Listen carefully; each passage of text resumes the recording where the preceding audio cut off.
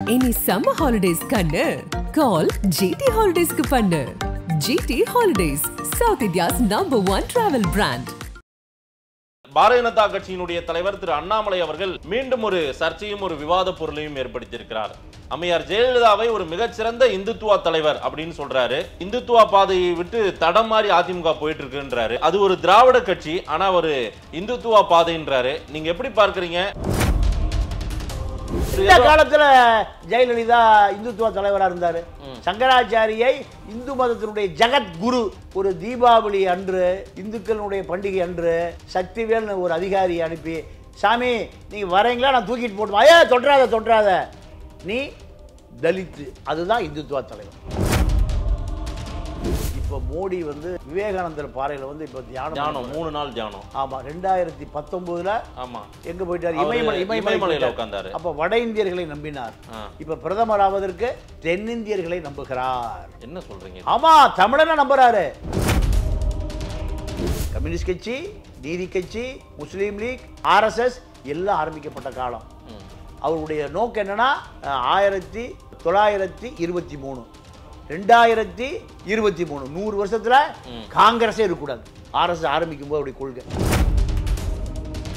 பார்ப்பனர்களே இந்த இனத்தினுடைய எதிரி அப்படின்னு தான். பார்ப்பனர் அல்லாத ஒரு இயக்கம் தான் திராவிட இயக்கம். இந்த திராவிட இயக்க ஆட்சிக்கு வந்து திராவிட இயக்கத்தினுடைய தலைவியா ஒரு அந்தம்மா, நான் பாப்பாச்சி தாயா பெரியார போய் நான் மரியாதை செலுத்த போறேன்.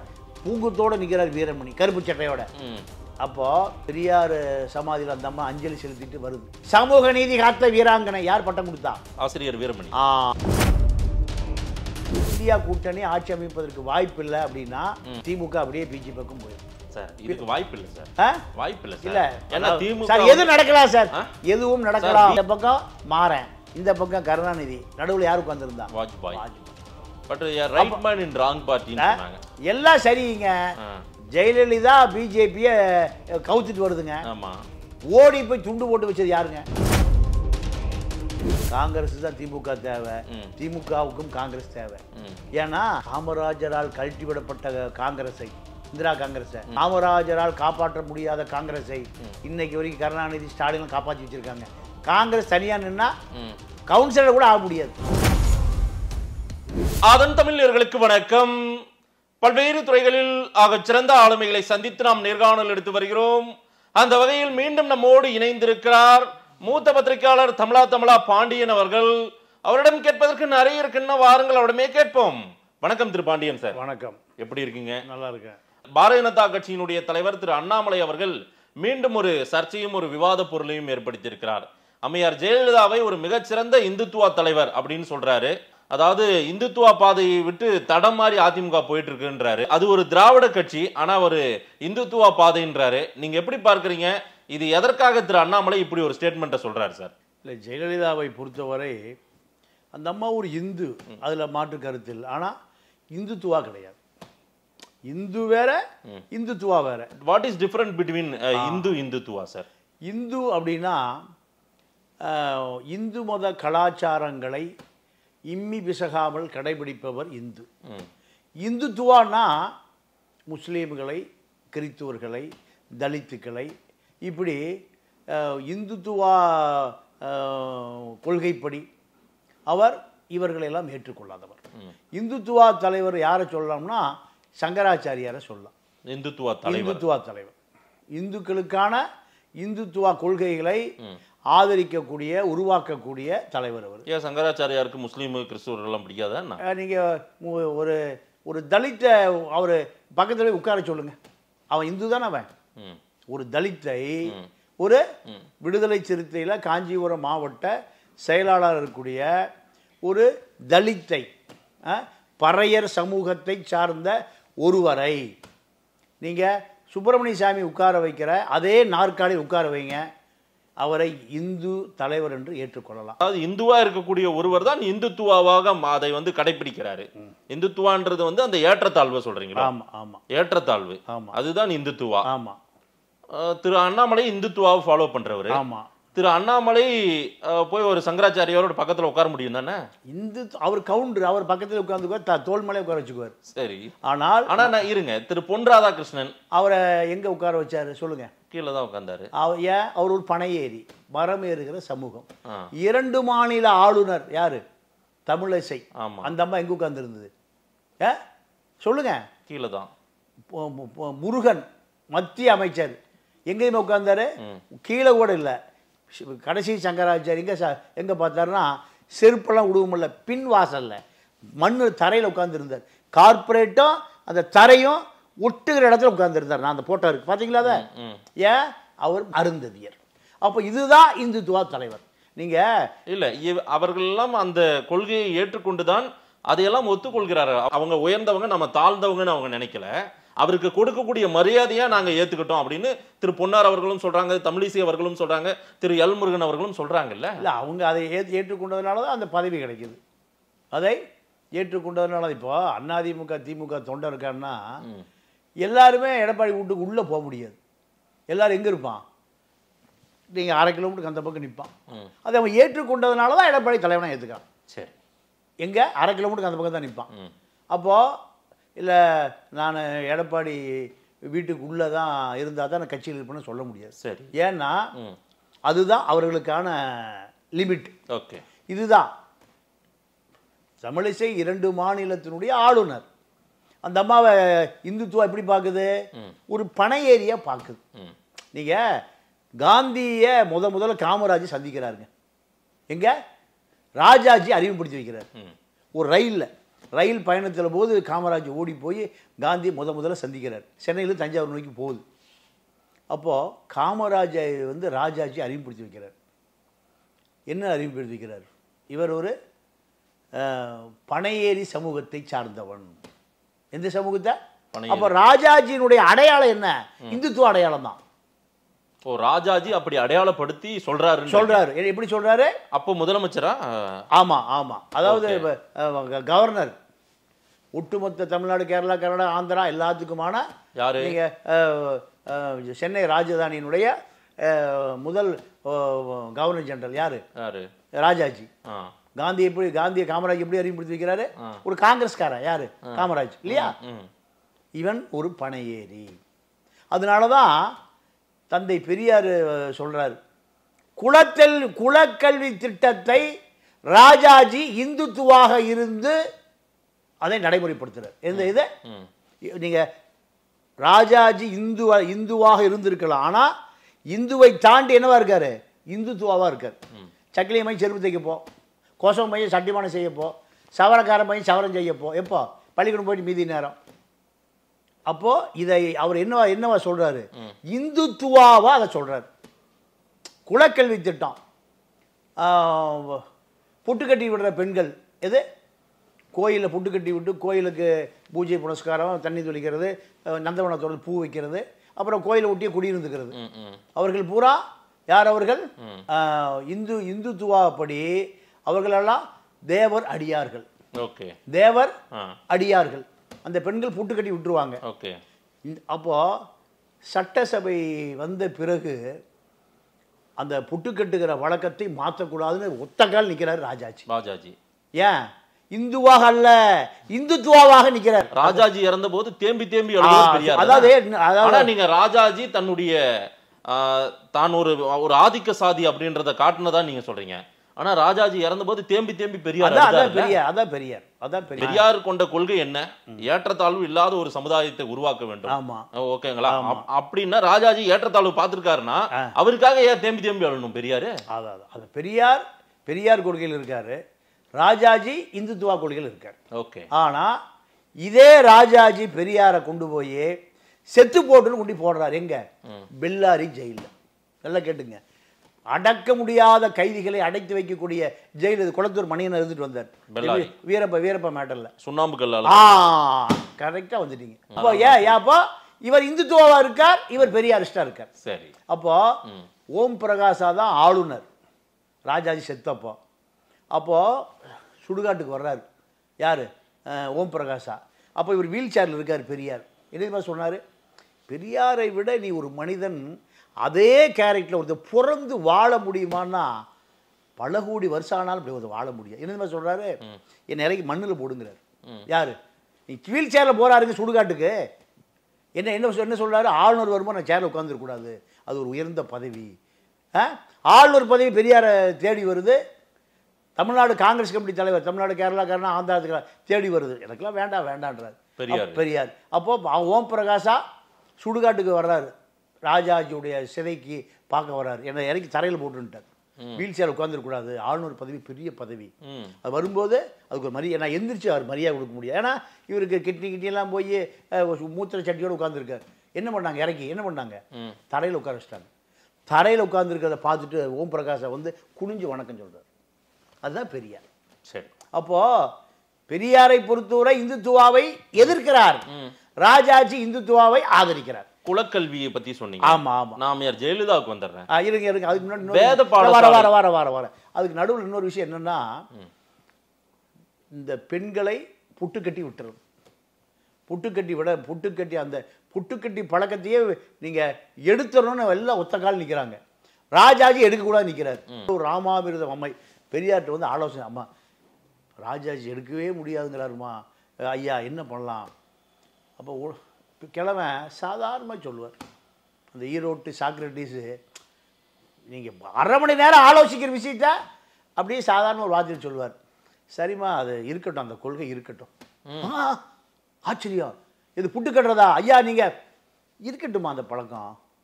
வந்தவங்க பூரா பெண்கள் பூரா அப்படியே அதிர்ச்சி. இதுவரை அந்த கடவுளுக்கு வைநைத்தியம் பண்ணுவதை, கடவுளுக்கு பணி செய்வதை நம்ம குடும்பத்து பெண்கள்லாம் பண்ணிட்டாங்க, அதனால் போதும். இனிமேல் அந்த பணியை, எந்த பணியை, கடவுளுக்கு சேவகம் ஐயராத்து பெண்கள் செய்யட்டும். எப்படி கிழமை எந்த வேலையை பொட்டு கட்டி கொண்டு எல்லாம் ஐயர் பெண்கள் உச்சரிக்கையா கோயிலுன்ட்டான். ஓகே, நம்ம பையன் பூரா கியூ கட்டிடுவான். நம்ம பயலுக்கு பூரா கியூ கட்டி எதுக்கு? இப்போ அதாவது வைநேத்தியம் பண்ணுறதுக்கு. அப்போ ஐயோ வேண்டாம் ஒழிச்சிருட்டார். இதுதான் பெரியார். இதுவரை எங்கள் பெண்கள் வந்து கோயிலை புட்டு கட்டி எல்லாம் பண்ணிட்டு இருந்தாங்க, ஊர் பெரிய மனுஷன் பூரா போய் பண்ணிட்டு இருந்தான். இப்போ எங்கள் பெண்கள் இந்த கடவுளுக்கு வைநைத்தியம் பண்ணுற விஷயம் போதும், இனிமேல் அவாது பண்ணட்டுனார். ராஜாஜி என்ன பண்ணார்? அந்த திட்டத்தையும் ஒழிச்சிட்டார். இதுதான் பெரியார். பெரியாராக இருக்கார். ஓகே, ராஜாஜியாக இருக்கார். பெரியார் இந்து தான், அவர் இந்துத்துவாக இருக்கார். பெரியார் அவர் பேர் என்ன? ராமசாமி நாயக்கர். இந்து மதம் அதான் அடையாளம். என்ன நாயக்கர்? ஈவே ராமசாமி நாயக்கர். அப்போ வெங்கட சுப்பையருடைய மகன். இது இவர் இந்து, அவர் இந்துத்துவா. இதுதான் இந்துக்கும் இந்துத்துவாவுக்கு உள்ள வித்தியாசம். ரைட். அம்மையார் ஜெயலலிதாவுக்கு வாங்க. ஜெயலலிதா இந்தந்த திட்டங்களை எல்லாம் சட்டங்களை எல்லாம் ஆதரித்தார்னு அண்ணாமலை பட்டியலிட்டு சொல்கிறார். ஆமா ஆமா. ஒருவேளை அவங்க வந்து இந்து மத நம்பிக்கையில ரொம்ப ஆர்வமா இருந்ததெல்லாம் உண்மை. ஜோதிடம் பார்ப்பாங்க, நேரம் பார்ப்பாங்க, அதெல்லாம் நமக்கு தெரிஞ்சதுதான். ஆனா அவங்களும் ஒரு இந்துத்துவா தலைவர் தான் அப்படின்னு இன்னைக்கு அடையாளப்படுத்த வேண்டிய தேவை எதற்காக அண்ணாமலைக்கு ஏற்பட்டிருக்கு?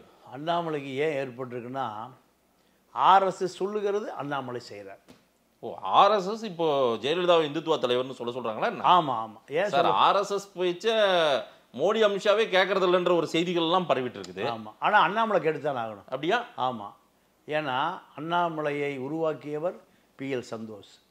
PL சந்தோஷ் நாக்பூரினுடைய செல்லப்பிள்ளை.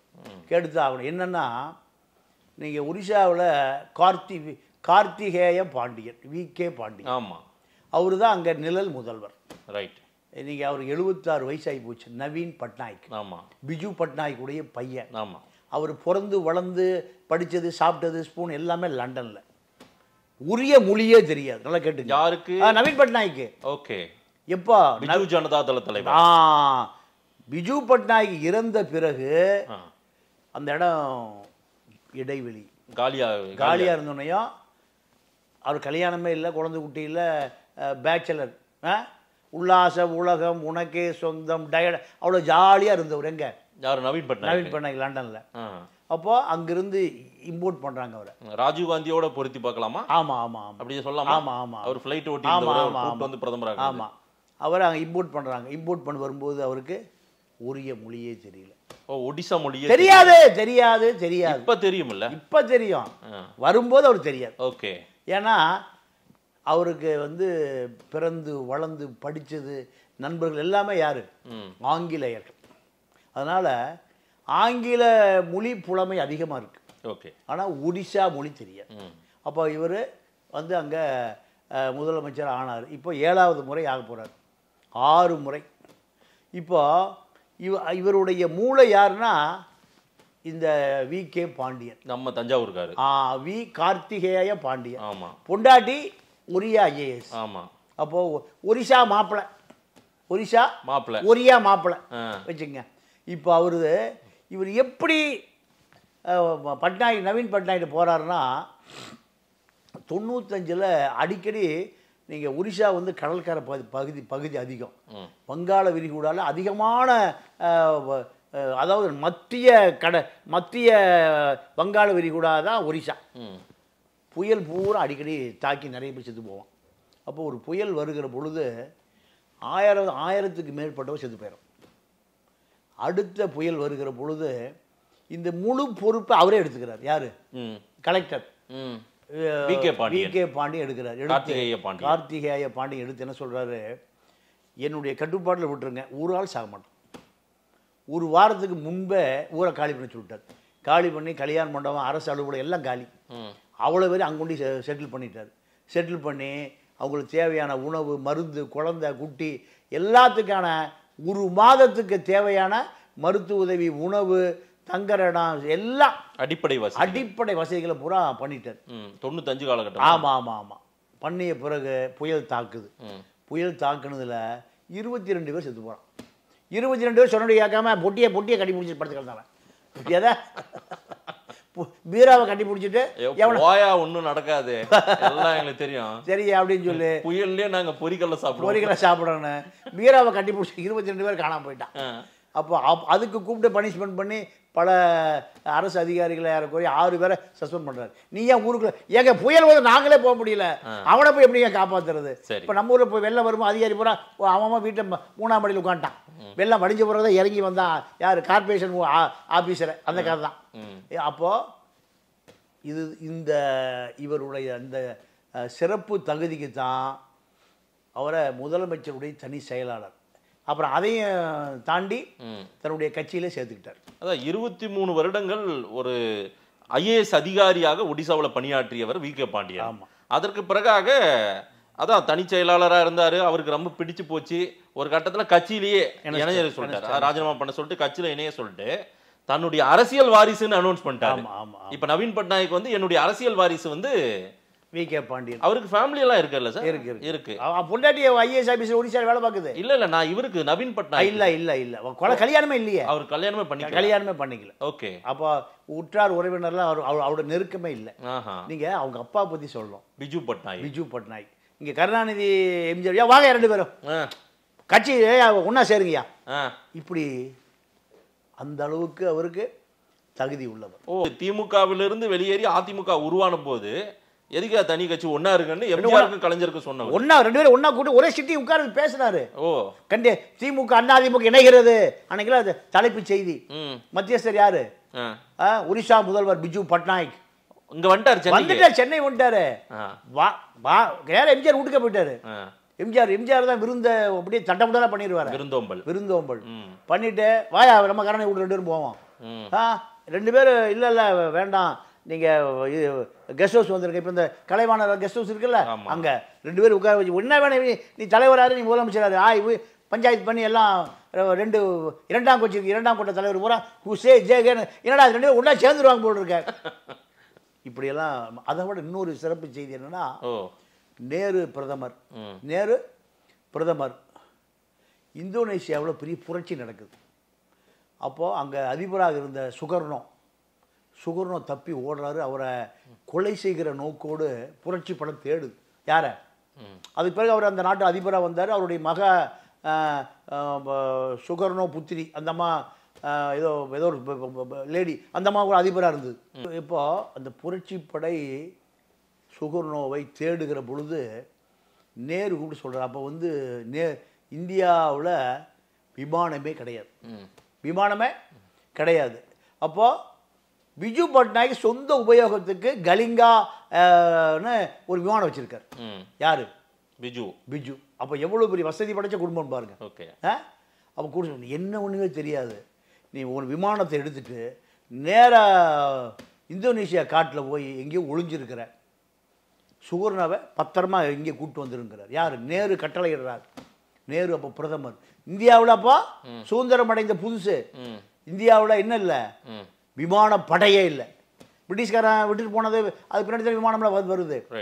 இந்த இவருடைய சொந்த உபயோகத்துக்கு இருந்த விமானத்தை எடுத்துகிட்டு வங்காள விரிகுடாவை தாண்டி போய் இந்தோனேஷியாவில் இறங்கி சுகர்ணாவை பத்திரமா கூட்டிகிட்டு புரட்சி படையிலேருந்து மண்ணை தூவிட்டு கொண்டு நேரிட்டு ஒப்படைத்தவர் தான் பிஜு பட்நாயக். இவர் நவீன் பட்நாயக்குடைய அப்பா. இப்படி ஒரு பெரிய ஒரு வரலாற்று பூர்வமான குடும்பம். சரி. இப்போ அவர் என்ன பண்ணிட்டாரு? ஒடிசாவுடைய கலைஞர்னு சொல்லலாம். ஒரிசா கலைஞர்னு சொல்லக்கூடாது, ஒரிசாவினுடைய நேதாச்சி. ஒரிசாவின் நேதாச்சி. கருணாநிதினு சொன்னால் நீங்கள் அப்புறம் நேராக கனிமொழியின் மகள், மணிமொழியின் தாயார் மர்மாம்பாள் வந்துடும். இப்படிலாம் அவரு கல்யாணமே பண்ணிக்காதாள். அப்போ நீங்கள் தமிழ்நாட்டில் பிஜு பட்நாயக்கை 2 கட்சிகளும் இணைக்கக்கூடிய செல்வாக்கு படைத்தவர். அவருடைய மகன் தான் நவீன் பட்நாயக். யாரை வாரிசுட்டாரு? நம்ம தமிழ்நாட்டை சேர்ந்த பாண்டியனை வாரிசுட்டார். அப்போ நீங்க அதாவது அந்த ஊர் மருமகனை உடனே என்னன்னா இது அமித்ஷாவுக்கு பிடிக்கல. சரி. ஒரிசாவில் மீண்டும் பிஜேபி கூட்டணி வைப்பதற்கு முயற்சி வைக்கிறாங்கன்னா கூட்டணிலாம் வைக்கல. அங்கே இப்போ சட்டமன்ற தேர்தலும் நடந்திருக்கு. ஆமாம். அப்போ பிஜேபி ஆட்சியை பிடிக்கணும், உங்கள் கூட்டணியே வேண்டாங்க, நான் தனியாக நிற்கிறேன்ட்டார். அமித்ஷா போய் அங்கே என்ன சொல்கிறாரு? இந்த ஒரியாவை தமிழர்கள் ஆள்வதா அப்படின்னு ஒரு விஷயத்தை கொளுத்தி போடுறாரு. ஒடிசாவை சேர்ந்தவன் ஒடிசாவை ஆள்வதா, ஒரு தமிழன் ஆள்வதான்ட்டாரு. அமித்ஷா குஜராத்தை சேர்ந்த ஜிலேபி விற்கிற பாதுஷா விற்கிறவர் உள்துறை அமைச்சராகலாம். பானிபூரி விற்கிற மார்வாடிகள் இந்தியாவை ஆளலாம், தமிழ்நாட்டை அதிகாரம் செலுத்தலாம். ஆனால் ஒரு தமிழன் ஒரிசாவை ஆளக்கூடாது. எம்ஜிஆர் யார் எம்ஜிஆர்? மலையாளியா இல்லையா? தமிழர்கள் தலைவனாக ஏற்றுக்கொண்டான், தலையில் தூக்கி வச்சிருக்கான். ஜெயலலிதா யாரு? பூர்வீகம் கர்நாடகா, அம்மா ஆகலியா? இப்படி தமிழர்களை பொறுத்தவரை மிக மிக தாராள மனம் கொண்டவர்கள். இல்லை சார், நான் பிஜேபி தலைவர்கள் சிலர்கிட்ட பேட்டி எடுக்கும்போது அவங்க என்ன சொல்கிறாங்க, யாருனாலும் எங்கனாலையும் போய் நிற்கலாம், ஓட்டில் தேர்தலில் நிற்கலாம், ஜெயிக்கலாம், நாட்டை கூட ஆளலாம், அதெல்லாம் தப்பு கிடையாது. போய் இந்தியா முழுக்க எங்கனாலும் 543 தொகுதியில் எங்கனாலும் நிற்கலாம், அதெல்லாம் ரைட்டு. ஆனால் அவர் பேக்டோர் அரசியல் பண்ணிட்டு இருக்காருங்க, பின்னாடி இருந்து அரசியல் பண்ணிட்டு இருக்காரு. மக்களுக்கே அவரை பிடிக்கல வி.கே. பாண்டியனை அப்படின்னு சொல்கிறாங்க. ஒடிசாவில் வி.கே. பாண்டியனை யாருக்கும் மக்கள் ரசிக்கலை அப்படின்றாங்க. இல்லை, அது மக்கள் ரசிக்கலைன்னா நவீன் பட்நாயக் ஓடு போடாமல் விட்டுருவான், அவ்வளோதானே? ஆமாம். அதே ஏன் பிஜேபி கவலைப்படுறான்? கவலைப்பட வேண்டியது பிஜு ஜனதாதள தொண்டெல்லாம் கவலைப்படணும். பிஜு ஜனதாதள 2ஆம் கட்ட தலைவர்களை கவலைப்படணும். இல்லை, அவங்க தான் போய் பிஜேபியில் கட்சியில் இணைந்த சிலர் இந்த மாதிரி கம்ப்ளைண்ட்லாம் சொன்னாங்களாம். எங்களை நவீன் பட்நாயக்கோட நெருங்க விட மாட்டேன்றார் இந்த வி.கே. பாண்டியன் அப்படின்னு எல்லாம் சொல்கிறாங்களாமே. இல்லை, அமித்ஷா எல்லாருமே போய் மோடியை நெருங்க விடலைன்னு தான் அமித்ஷா மேலே குற்றச்சாட்டு. அதுக்கு அமித்ஷாவை தூக்கிடலாமா? அமித்ஷா எங்கேருந்து கூப்பிட்டு வர்றாரு? குஜராத்லேருந்து கூட்டிகிட்டு வர்றாரு. யார்? ஏன் இந்தியாவில் வேறு உள்துறை அமைச்சரே இல்லையா? குஜராத்தினுடைய ஹோம் மினிஸ்டர் தான் அமித்ஷா. இவர் பிரதமர் ஆகும்போது அங்கேருந்தே கூப்பிட்டு வந்துட்டார். ஏன் டெல்லியில் ஆள் இல்லையா? ஹரியானா ஆள் இல்லையா? வேறு ஸ்டேட்லேயே ஆள் இல்லையா? குஜராத்திலேருந்து குலோப் ஜாமுன் அமித்ஷா கூப்பிட்டு வரணுமா? ஏன் குலாப் ஜாமுன் அதிகமாக குஜராத் சாப்பிடுவான். இது குலோப் ஜானு, ஜாங்கிரி. நான் குஜராத்துக்குலாம் பல வருஷங்களாக போயிருக்கேன். காலையில் 6 மணிக்கு எந்திரிச்சு என்ன பண்ணுவான், 1/2 kilo gulab John, 1/2 kilo jangiri சாப்பிட்டுட்டு கும்புன்னு உட்காந்துருப்பான். ஏன்னா ஆமாம், கேள்விப்பட்டதே இல்லையா?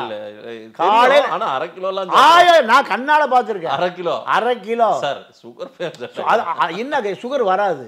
தமிழை பூரா அரிசி சாப்பிட்றான், அவன் கோதுமை சாப்பிட்றான். ஓகே. இப்போ எனக்கு ஒரு நண்பர் ஒருத்தர் சத்தீஸ்கரில் இருக்கார். இப்போ ஃபோன் பேசிகிட்டே இருக்கார். மணிஷ் திவாரிக்கு வேலை செய்ய போயிருக்கார். காங்கிரஸ் ஜெயிச்சா மணிஷ் திவாரி ஃபாரின் மினிஸ்டர், எது இல்லைன்னா லா மினிஸ்டர். யார் மணிஷ் திவாரி அங்கிருந்து சொல்ற நாக்கெல்லாம் செத்து போச்சுங்க என்ன எங்க திரும்பினாலும் சப்பாத்தியாவா இருக்கு பஞ்சாப் சண்டிகர் மணிஷ் திவாரி அந்த ஊர் தானே அப்போ இது வட இந்தியாக்காரனுக்கு சுகர் வராத காரணம் அரிசி சாப்பிடவே மாட்டான் ஓகே அரிசியில் வந்து அதிகபட்ச ஸ்டார்ச்சு சுகர் தான் இருக்குது சப்பாத்தி இது கோதுமையில் சுகர் கண்டென்ட் குறைவு அதனால் இதை பேலன்ஸ் பண்ணுறதுக்கு அவன் என்ன பண்ணுவான் அதிகமாக இனிப்பு சாப்பிடுவான் அதுதான் அப்போது அமித்ஷா வந்து விகே பாண்டியனை ஒரிசாவினுடைய தலைவராக வருவதற்கு தகுதி இல்லைன்ட்டார் எங்கள் தமிழ் மகன் அவன் விகே பாண்டியனை ஒரிசா மக்கள் ஏற்றுக்கொண்டான்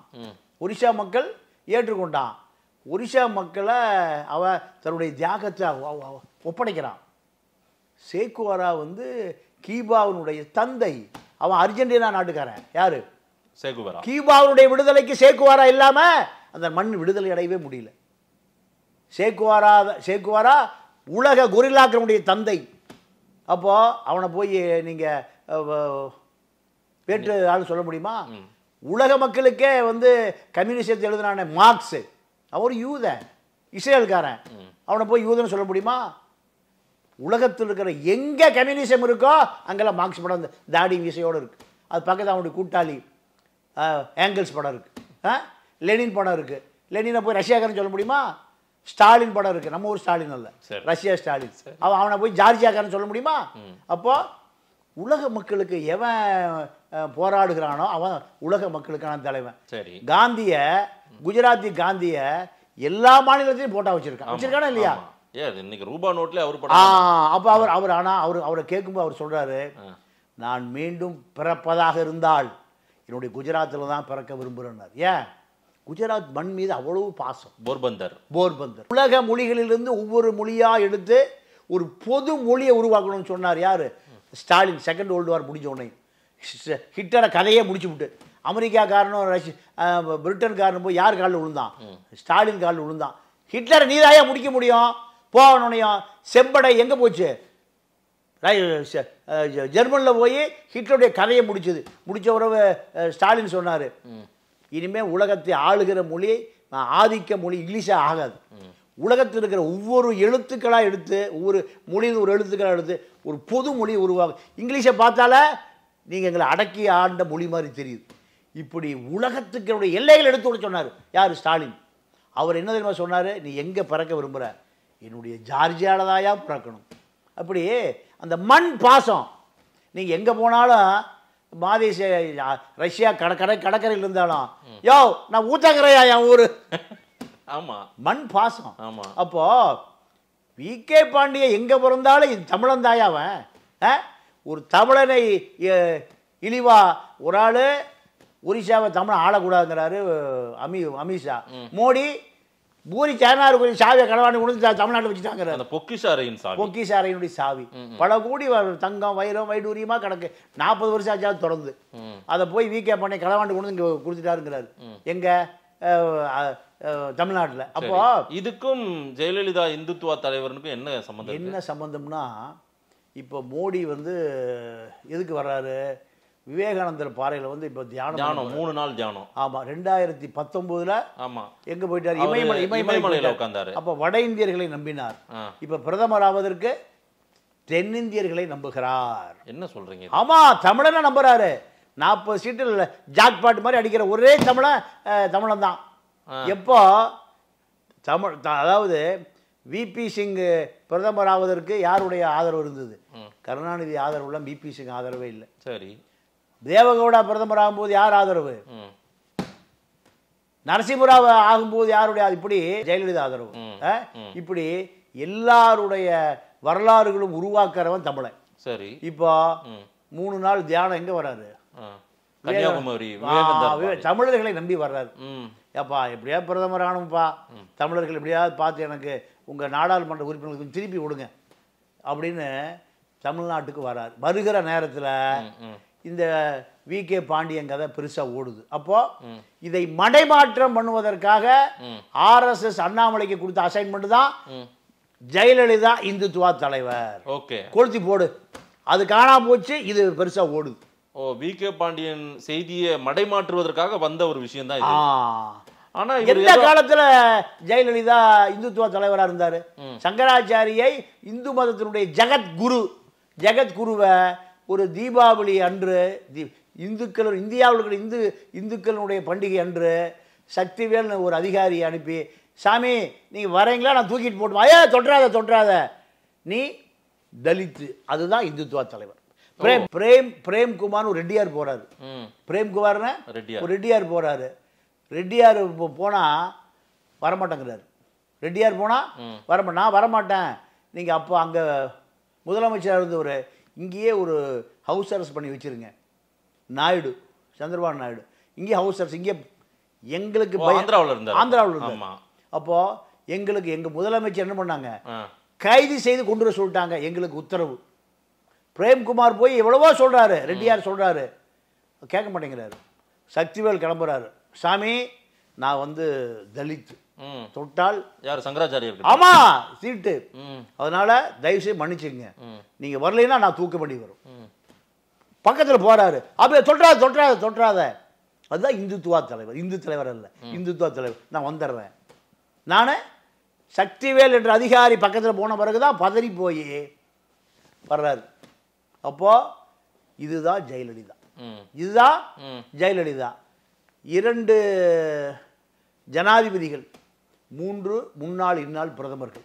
அப்போ பிரதமர் மன்மோகன் சிங், வாஜ்பாய் நல்லா சுகாதாரமாக இருக்கார், தேவகவுடா, 3 பேரும் ஜெயலலிதாவுக்கு நெருங்கியவர்கள். மாறி ஃபோனு. அப்துல் கலாம் ஜனாதிபதி, முன்னாள் ஜனாதிபதி வெங்கட்ராம, அந்த ஜெயலலிதாவுடைய ஃபோன் அலறுது. 3 பிரதமர்கள், முன்னாள் இந்நாள் பிரதமர், 2 ஜனாதிபதி, யார்கிட்டையும் இப்படி கெஞ்சி இருக்க மாட்டாங்க. யார்கிட்டையும் அம்மையார் ஜெயலலிதா சங்கராச்சாரியரை கைது பண்ண வேண்டாம். அப்படியே ஆந்திராவிலே உங்க கைது பண்ணுவா, ஆந்திராவிலே கைது பண்ணி வச்சிருங்க. அங்க பெரிய பங்களா இருக்கு, யாருடைய பங்களா, அரசு பங்களா, அங்கேயே இருக்கட்டும், போலீஸ் ப்ரொடெக்ஷன் போட்டுங்க, நான் பாத்துக்கிறேன். யாரு? நாயுடு. இங்க தூக்கிட்டு வாங்க. எங்க? காஞ்சிபுரம் லாக்கப்புக்கு தூக்கிட்டு வாங்க. இதுவா இந்துத்துவ தலைவர்? அண்ணாமலை பார்த்து கேட்கிறேன். இல்ல, அவர் ஒரு பட்டியல் எல்லாம் சொல்றாரே சார். அவர் பொது சிவில் சட்டத்தை ஆதரித்தவர், கரசேவையை ஆதரித்தவர் ஜெயலலிதா, வேத பாடசாலையை தொடங்கியவர் அம்மையார் ஜெயலலிதா, அதே போல ராமர் கோவிலை கட்டுவதற்காக 20 லட்சம் கையெழுத்து வாங்கியவர் அம்மையார் ஜெயலலிதா. 1984 பாராளுமன்றத்திலே இதெல்லாம் பேசியிருக்காங்க அப்படின்னு எல்லாம் சொல்றாரு. நீங்க அருமையா அடுக்குறீங்க. நான் ஒரே கேள்விதான், வேற ஒண்ணுமே இல்லை. என்னன்னா, வாராது வந்த மாமணி பிஜேபி ஆட்சி. எப்போ? 80 தான் பிஜேபி அரசியல் கட்சியை மாறுது. 1923 RSS ஆரம்பிக்கப்படுறாங்க. அதே காலகட்டத்தில் தான் கம்யூனிஸ்ட் கட்சி ஆரம்பிக்கப்படுது. அதே காலத்தில் முஸ்லீம் லீக் ஆரம்பிக்கப்பட்டது, நீதி கட்சி ஆரம்பிக்கப்பட்டது. எல்லாமே அந்த கம்யூனிஸ்ட் கட்சி, நீதி கட்சி, முஸ்லீம் லீக், இப்படி RSS எல்லாம் ஆரம்பிக்கப்பட்ட காலம். அவருடைய நோக்கம் என்னன்னா 1923 2023 100 வருஷத்துல காங்கிரஸே இருக்கக்கூடாது. RSS ஆரம்பிக்கும் போது அவருடைய கொள்கை 100 வருஷத்துல இந்தியாவை காவிக்குடி தான் ஆளணும், இந்துத்துவ நாடாக மாட்டோம். அது ஒரு 50% அஜெண்டா. அப்போ 80 பிஜேபி ஆரம்பிக்கப்படும். 2 வாஜ்பாய் அத்வானியும். இன்னைக்கு 303. இப்ப வேற 2024 ரிசல்ட் வேற. ஆமா, அது அப்புறம் பார்த்துக்குவோம். அப்போ இவ்வளவு பெரிய உயரத்தை எட்டியவர்கள், ஆனா சங்கராச்சாரியார் கைது என்பது ஜெயலலிதா வாஜ்பாய் அரசை வாராது வந்த மாமணி இல்லையா? இந்த அம்மா டெல்லிக்கு போகுது, வாஜ்பாய் பிரதமர், எல்லா வேலையும் முடிச்சுட்டு அடுத்த நாள் கிளம்புது. வாஜ்பாய் முன்னாள் பிரதமர், ஒரு இந்துத்துவ தலைவர் செய்கிற வேலையா சொல்லுங்க? அப்போ எப்படி இந்த அம்மாவை இந்துத்துவ தலைவரை சொல்ல முடியும்? நீங்கள் ஹைதர் அலி இருக்கார்ல, முஸ்லீம் தமுமுக தலைவர், சமரசமற்ற தலைவர், அவர் 2011 அதிமுக மீண்டும் ஆட்சிக்கு வந்துருச்சு. பதவி ஏற்கும் போது மோடி கலந்துக்கிறார். 2011 முஸ்லீம்கள் பூரா போகவே இல்லை. மோடியை வச்சு நீங்கள் பண்ணுங்க, நாங்கள் வரல. ஏன்னா அந்த அம்மா இப்போ முஸ்லீம் லீக் ஆதரவோடு அந்த அம்மா நிற்குது. ஆனால் பதவியேற்பு இல்லாமல் எந்த முஸ்லீம் போல. அப்புறம் மரியம் பிச்சைன்னு ஒருவர் இறந்துட்டார் கார் ஆக்சிடெண்ட்டில். திருச்சியில் அந்த அம்மா சார்ட்டர் ஃப்ளைட்டில் வருது. மலர் வளையம் வச்சு அந்த அம்மா ரொம்ப குடும்பத்துக்கெல்லாம் ஆறுதல் சொல்லுது. சொல்லி முடிச்சு திரும்பி பார்க்குது, இவர் நிற்கிறார், ஹைதர் அலி நிற்கிறாரு. ஹைதர் அலி கேட்குது, ஏன் நீங்கள் பதவியேற்பு ஏன் யாருமே வரல, ஏன் புறக்கணிச்சிட்டீங்க என்னைய அப்படின்னு கேட்குது. இல்லைம்மா, நீங்கள் மோடியை நீங்கள் வரவழைச்சிட்டீங்க, எங்கள் சமூகம் எப்படிமா அதை ஏற்றுக்கும். அப்போ அந்த அம்மா சொன்னது, குஜராத்தில் முதலமைச்சராக பதவி ஏற்கும் போது எனக்கு அழைப்பு கொடுத்தார், நான் போயிருந்தேன். அந்த நன்றி கடனுக்காக நான் அழைப்பு கொடுத்து அவர் வந்திருக்கார். இதுதான், வேற இதுக்குள்ள ஒரு பெரிய அரசியலாம் இல்லை. நீங்கள் அதை சீரியஸாக எடுத்துக்காதீங்க. செங்கோட்டையை பக்கத்தில் நிற்கிறார். செங்கோட்டையா நான் அதை அரசியலாக பார்க்கல, ஒரு மரியாதையை அவர் ஒரு முதலமைச்சராக பார்த்தேன். இதுதான் ஜெயலலிதா யார்கிட்ட சொன்னது, ஹைதர் அலிகிட்ட சொன்னது. கூட செங்கோட்டை நிற்கிறார். மோடி வந்து முதல் முறை முதலமைச்சர் ஆன போது அம்மையார் ஜெயலலிதா அங்கிருந்து அங்கே போய் பதவியேற்பு போயிருந்தாங்க. ரெண்டாவது முறையா போயிருந்தாங்க. முதல் முறை அவர் சட்டமன்றத்தில் ஜெயிச்சு முதலமைச்சர் ஆகல. ஆமாம், பஞ்சாயத்துக்கு போனது முதலமைச்சர் ஆகி. ஆமாம் ஆமாம், அது ஏற்கனவே நம்மளே ஆமாம். அப்போ ஜெயலலிதா சொன்னது, நான் பிஜேபி அரசியலாக அதை பார்க்கல, ஒரு முதலமைச்சர்னு முறையில் பார்த்தேன். நீங்கள் அந்த அம்மா வீட்டுக்கு அவர் விருந்துக்கு வந்தார். ஆமாம், விருந்துக்கு ஒரு முதலமைச்சராக பார்த்தனே தவிர நான் பிஜேபியை பார்க்கல. அதுதான் சார், அதாவது வாஜ்பாய் அம்மையார் ஜெயலலிதாவை இப்படி இந்துத்துவ தலைவர்னு சொல்லலை, மோடி ரொம்ப நெருங்கிய நண்பர்கள் அவர் கூட சொல்லலை, வேற எந்த தலைவர்களுமே சொல்ல. பெர்னாண்டஸ் எல்லாம் அங்க வந்து போனவர்ல பலர் சொன்ன அவங்கெல்லாம் கூட ஜெயலலிதாவை இந்துத்துவ தலைவர். ஆனா அண்ணாமலை சொல்றாரு, அதுதான் அதிமுக வாக்குகளை கபலீகரம் செய்ய ஏதோ சொல்றாரு. இல்ல அதிமுக வாக்க அண்ணாமலை இல்ல, அண்ணாமலையாரே எங்க திருவண்ணாமலையில் வந்தால அதிமுக தொண்டை ஓட்டு போட மாட்டான். அண்ணாமலை அல்ல, அண்ணாமலை யார், அவரே இறங்கி வந்தால அதிமுக தொண்டை ஓட்டு போடுவான். அவன் ரெட்டடைக்கு தான் போடுவான். சரி, அப்போ நீங்கள் அந்த அம்மா 91 அதிகாரத்துக்கு வந்த பிறகு அந்த அம்மா போன இடம் இது பெரியார் திடல் போச்சா. பெரியார் திடலுக்கு போய் நீங்கள் வீரமணி பூங்குத்தை கொடுத்து வரவேற்றார் பெரியார் சிலை. அப்போ பார்ப்பனர்களே இந்த இனத்தினுடைய எதிரி அப்படின்னு தான், பார்ப்பனர் அல்லாத ஒரு இயக்கம் தான் திராவிட இயக்கம். ஆமாம், இந்த திராவிட இயக்க ஆட்சிக்கு வந்து திராவிட இயக்கத்தினுடைய தலைவியா ஒரு அந்த அம்மா நான் பாப்பாச்சி தாயா, பெரியாரை போய் நான் மரியாதை செலுத்த போகிறேன், பூங்குத்தோடு நிற்கிறார் வீரமணி கருப்பு சட்டையோட. அப்போது பெரியார் சமாதியில் அந்த அம்மா அஞ்சலி செலுத்திட்டு வருது. சமூக நீதி காத்த வீராங்கனை யார் பட்டம் கொடுத்தா, ஆசிரியர் வீரமணி. அப்போ நீங்கள் இடஒதுக்கீடு எம்ஜிஆர்லாம் கடந்து ஜெயலலிதாட்டு வருது. ஜெயலலிதாட்டு வந்த பிறகு 69% இடஒதுக்கீடை நீங்கள் நடத்தியே தீரணும். இது வந்து இந்துத்துவாவுக்கு எதிரானது. அப்போது இதை திட்டம் போட்டு கொடுத்த மூளை யார் தெரியுமா? சொல்லுங்க சார்.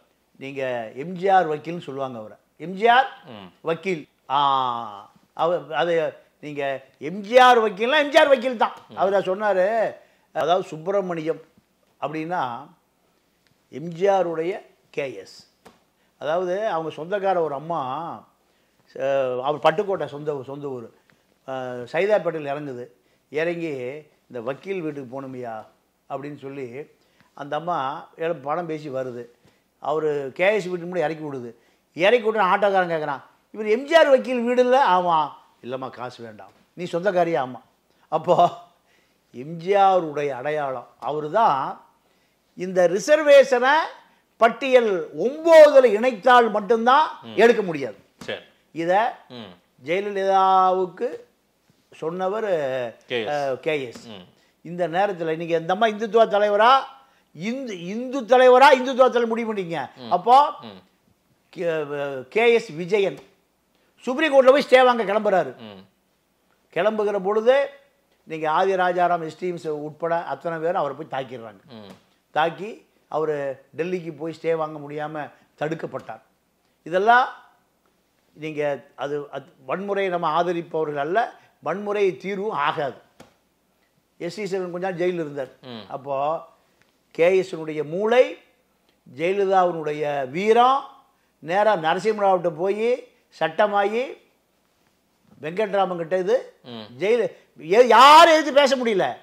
69%. இது இன்னைக்கு ஜெயலலிதாவும் கேஎஸ் இல்லைன்னா இந்த 69% இடஒதுக்கீடு சாத்தியமே இல்லை.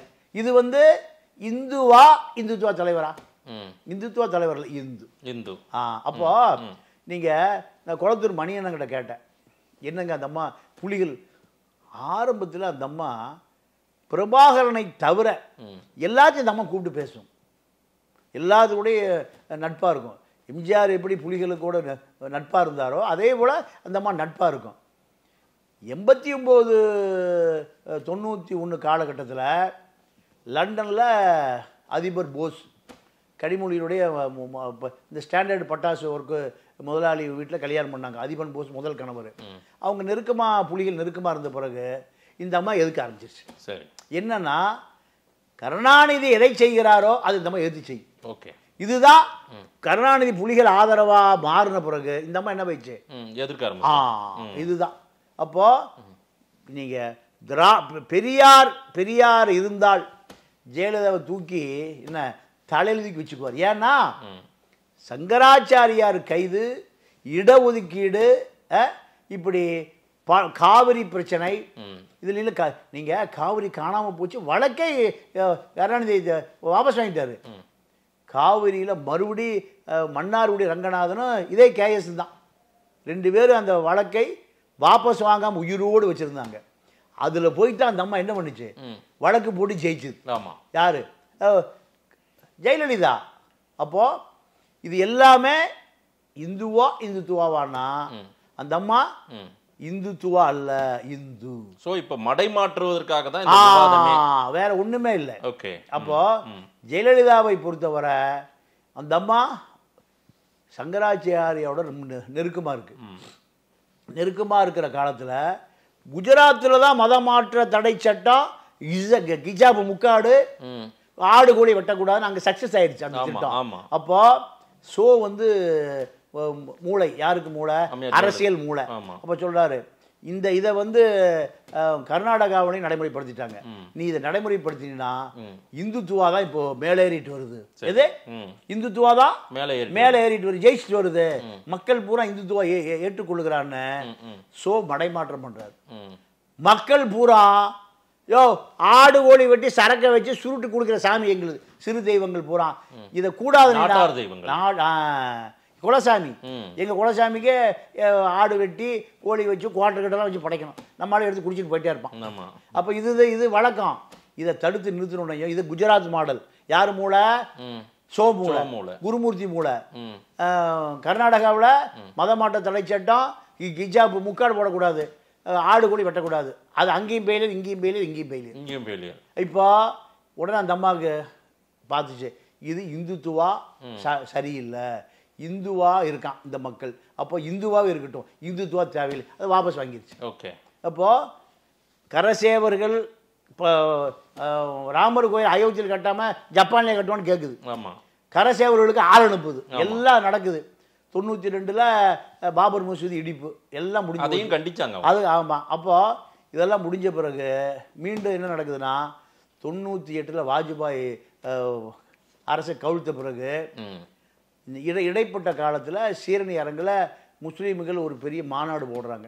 அந்த மாநாட்டு போய் சொல்லுது, நான் ஒரு பெரிய வரலாற்று தப்பு பண்ணி, என் வாழ்நாளில் நான் செய்த பெரிய பிஜேபியோட கூட்டணி வச்சதுதான் இந்த தப்பை என்னால் அந்த சிறுபான்மை மக்களுக்கு நம்பிக்கை கொடுக்குது. ஓகே, அப்போ மோடியா லேடியா நீங்க அதுல இன்னொரு விஷயம் என்னன்னு கேட்டீங்கன்னா, நமக்கு பிரதமர் ஆசை வந்துருச்சு. என்ன ஆசை? பிரதமர் ஆசை. குஜராத் முதலமைச்சர் மோடி பிரதமர் ஆகலாம், நான் பிரதமர் ஆகக்கூடாதா? 40 சீட் நிற்குது, தனியா சோழா நிற்குது. இந்த 40 சீட்டு தேவைன்னா எனக்கு நானும் பிரதமர் இல்லை துணை பிரதமர், இந்த முடிவுக்கு அந்த மாதிரி வந்துருச்சு. ஆனால் 2014 என்ன ஆச்சுன்னா 264 மெஜாரிட்டி வந்த பிறகுதான் இந்த அம்மா அடக்கி வாசிக்கு, இல்லைன்னு என்ன இருக்கும், டெல்லிக்கு போயிருக்கோம். மோடிக்கு 72 கம்மியா, பட் அவங்களுக்கு தேவை கிடைச்சிருச்சு, பூர்த்தி ஆயிடுச்சு. அப்போ இந்த அம்மா இந்துத்துவாவோடு சண்டை பிடிக்க தயாரா இருக்குது, இந்துத்துவாவோடு சண்டை பிடிக்க தயாரா இருக்கு. மீண்டும் என்னன்னா அத்வானியோட 2004 பிஜேபி மடி கூட்டு, இப்போ அண்ணாமலை சொல்ற இந்துத்துவான்னு. அப்போ எப்படி அந்த அம்மாக்கு நிரந்தர இந்துத்துவா கொள்கை இருந்தா அதுல இருந்து என்னைக்கு விலகாது. குருமூர்த்தி விலகுவாரா? ஷோ விலகுவாரா? ஸோ வந்து எம்பியாக இருக்கார் பிஜேபியில். அந்த அம்மா இந்துத்துவாவே அல்ல. அந்த அம்மா ஒரு இந்து. என்ன, கோயிலுக்கு போகும், மகாமத்தில் போய் சாமி கும்பிடுது, நிறைய பேர் செத்து போகிறான், இப்படியே நடக்குது. நீங்கள் அந்த அம்மா பொறுத்த வரைக்கும் ஒரு இந்து நம்பிக்கை உள்ள ஒரு சராசரி நம்பிக்கை உள்ள ஒரு பெண்மணி, அது மாற்று கருத்தை இல்லை. ஆனால் அந்த அம்மா ஒரு இந்துத்துவா தலைவரே கிடையாது. ஓகே, மோகன் பகாவத் அளவுக்கு, நீங்கள் இலா கணேசன் அளவுக்கு அந்த அம்மா, குருமூர்த்தி அளவுக்கு அந்த அம்மா இந்துத்துவ தலைவர் சார். அதாவது எம்ஜிஆரை புகழ்ந்து பேசுகிறார்கள், அம்மையார் ஜெயலலிதாவை புகழ்ந்து பேசுகிறார்கள், திரு மோடியா இருக்கட்டும், திரு அண்ணாமலை கூட இருக்கட்டும், விமர்சனம் பண்ணாலும் பல நேரம் இதை ஹைலைட் பண்றாங்க. அவங்க ஏன் அவங்க கட்சியில சாம பிரசாத் முகர்ஜியோ ஒரு தீனதயாள் உபாத்தியாவையோ சொல்லி இங்க வாக்குகள் கேட்க மாட்டேன்றாங்க? அது என்ன காரணம்? என்ன காரணம்னா, நீங்க தமிழ்நாட்டில் வேட்டி சட்டை போட்டுட்டு போனால் தான் உங்களை நம்மளால நினைப்பான். நீங்கள் பைஜாமா ஜிப்பா குருதா போட்டுட்டு வடை நீ தொப்பி வச்சுட்டு போனீங்கன்னா இவன் எங்கே பம்பாய் ஷர்ட்டுருவான். எங்கே இங்கே உடை என்ன? ஏன் நம்ம சிதம்பரம் அந்த வேட்டி சட்டை கழட்டாமையே இருக்காரு? ஏன் கழட்டாமல் இருக்காரு? தமிழருடைய அடையாளம். காமராஜா முக்கா கை சட்டை. ஏன் நம்ம இவர் பாண்டிச்சேரி ரங்கசாமி என்ன சட்டை? முக்கா கை சட்டை. அப்போ இவனுடைய அடையாளம் என்ன? தமிழருடைய அடையாளம் வேட்டி சட்டை தான். அப்போது இந்த கலாச்சாரத்தை நீங்கள் சொல்லுகிற தீனதயாள் உபாத்தியாயோ முகர்ஜியோ இங்கே யாருக்குமே தெரியாது. இங்கே யாரை தெரியும்? கக்கனை தெரியும், காமராஜர் தெரியும், ரெட்டமலை சீனிவாசனை தெரியும், ஜீவாவை தெரியும். இங்கே நீங்கள் சொல்லுகிற உபாத்தியாயா அபாத்தியாயா முகர்ஜி தெரியாது. இங்கே இந்த நிலம் வந்து தமிழர்களுக்கான நிலம். தமிழர்களுக்கான கார்த்திகாய பாண்டியன் நம்மாளி அவன். இந்த பேரை இப்போ பேரெல்லாம் மாறி போய் எல்லாம் சமஸ்கிருத பேர் வந்துருச்சு. அது அடையாளம் அழிஞ்சு போச்சு. திராவிட இயக்கம் எல்லாத்தையும் அழிச்சு விட்டானுங்க. இப்போ பேர் என்னன்னு கேட்டால் நீங்கள் ஷாருமான்னு வச்சுருக்கான், ஒருத்தன் சேட்டுன்னு வச்சுருக்கான், இன்னொருத்தன் வட இந்திய பேர் பூரா வந்துருச்சு, வாயிலே நுழைய மாட்டேங்குது. ஆனால் இந்த அடையாளத்தை தமிழர்கள் என்றைக்குமே ஏற்றுக்க மாட்டான். தமிழருடைய அடையாளம் தமிழச்சியாக இருக்கணும், தமிழனாக இருக்கணும். நீங்க இந்துனா சனாதனம் வந்துருது. நீங்க சக்கலியம் பள்ளம் பறைய வேண்டாம் நான் இதுதான் இந்து. இந்து ஏத்தான திராவிடம் போராடுறான். திராவிடனுக்கும் இந்துக்குமான சண்டை இருக்கு சார். திராவிடனுக்கும் இந்துக்குமான சண்டை இருக்கு.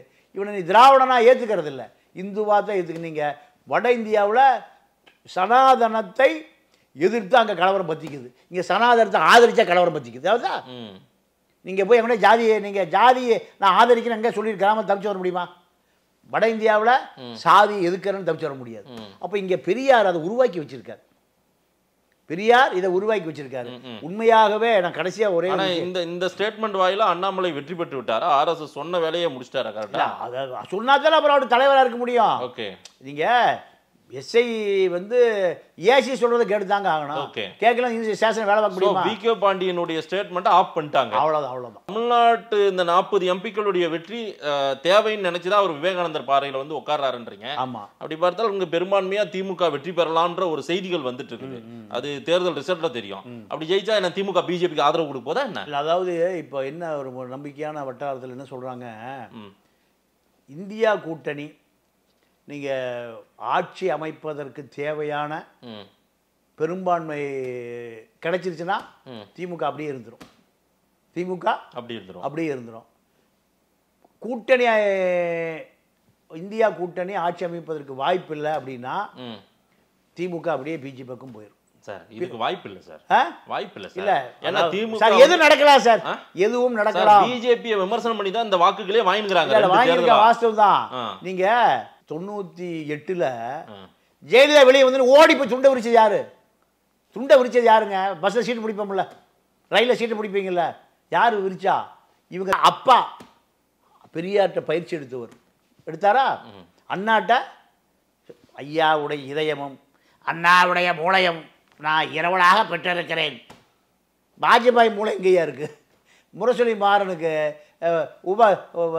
தீனதயாள் உபாத்தியாய மூளை எங்கேயா வாங்கினீங்க? இந்த பக்கம் மாறன், இந்த பக்கம் கருணாநிதி, நடுவில் யாருக்கு வந்திருந்தா? Vajpayee. But right man in wrong பார்ட்டின்னு சொன்னாங்க. எல்லாம் சரிங்க. ஜெயலலிதா பிஜேபியை கவுத்துட்டு வருதுங்க. ஆமா, ஓடி போய் துண்டு போட்டு வச்சது யாருங்க? யாரு? கருணாநிதி தான். வேற கருணாநிதி மாறணும் தான். இப்போ அண்ணாவையும் பெரியாரிடமிருந்து வளர்ந்த கருணாநிதியும் சமூக நீதி புக் எழுதியிருக்கார் யாரு? முரசொலி மாறன். நீதி கட்சி வரலாறு, திராவிட இயக்கம் எல்லாம் யாரு?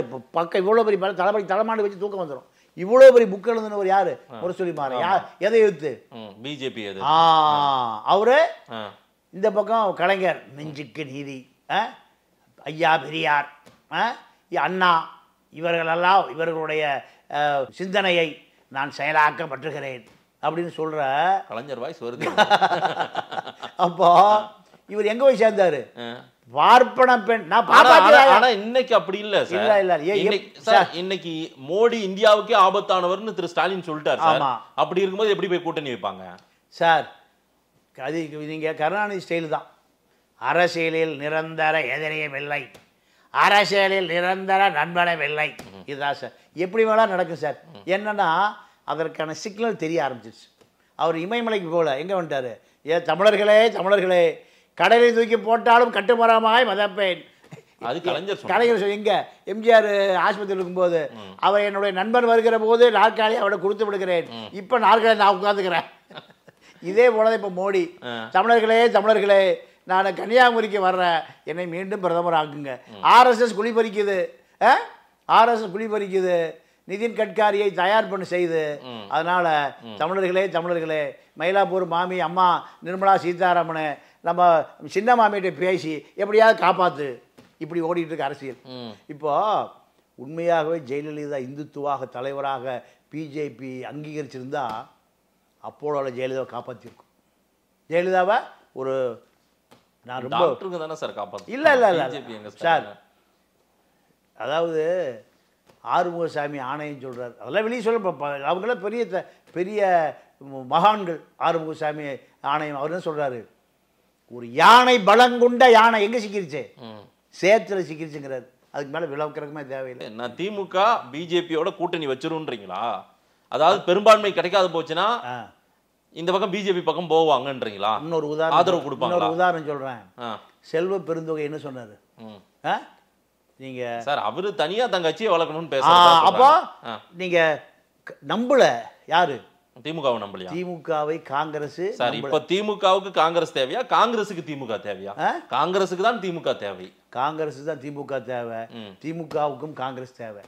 ஏன்னா காமராஜரால் கழட்டிவிடப்பட்ட காங்கிரஸை, இந்திரா காங்கிரஸை, காமராஜரால் காப்பாற்ற முடியாத காங்கிரஸை இன்னைக்கு வரைக்கும் கருணாநிதி ஸ்டாலின் காப்பாற்றி வச்சிருக்காங்க. காங்கிரஸ் தனியா நின்னா கவுன்சிலர் கூட ஆக முடியாது. சரி, கவுன்சிலர் கூட எங்க?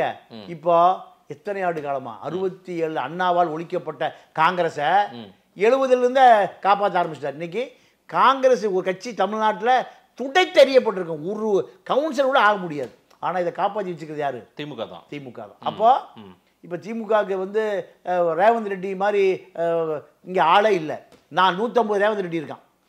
சிவகுமாரை போல இங்கே ஒரு ஆள் இல்லை, 140 சிவகுமார் இருக்காங்க. அப்போ அதுக்கெல்லாம் வாய்ப்பே இல்லை.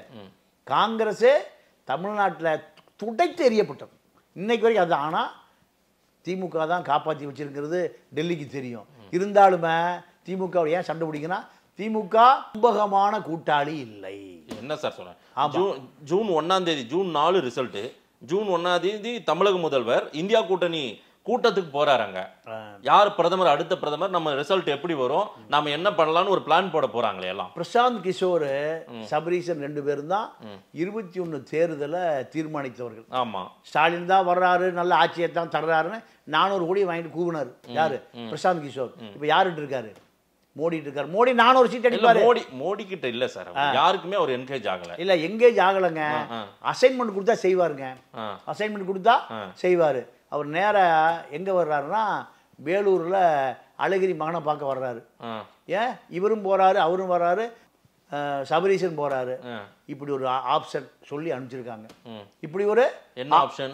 என்ன ஆப்ஷன்? ஒரு கால் இந்தியா கூட்டணி ஆட்சி அமைப்பதற்கு முடியாத அளவுக்கு வீக்கா சீட்டு கிடைக்கலனா பிஜேபி எங்களுக்கு ஒரு 30-40 சீட்டு 10ல் ஆட்சி அமைக்கக்கூடிய பெரும்பான்மை வந்துட்டா எங்களுக்கு ஆதரவு கொடுக்க முடியுமா?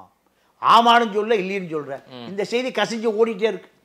இந்த செய்தி நீங்கள் நெருப்பு இல்லாமல் புகையாது. பிரசாந்த் கிஷோர் இப்ப பிஜேபியின் தூதுவரா தமிழ்நாடு முதலமைச்சரை பார்த்தாருன்றீங்களா? சந்திச்சு டெல்லியினுடைய பிஜேபியினுடைய செய்தியை, பிஜேபியினுடைய வேண்டுதலை எங்க சொல்லியிருக்காரு, எங்க சொல்லணுமோ அங்க சொல்லி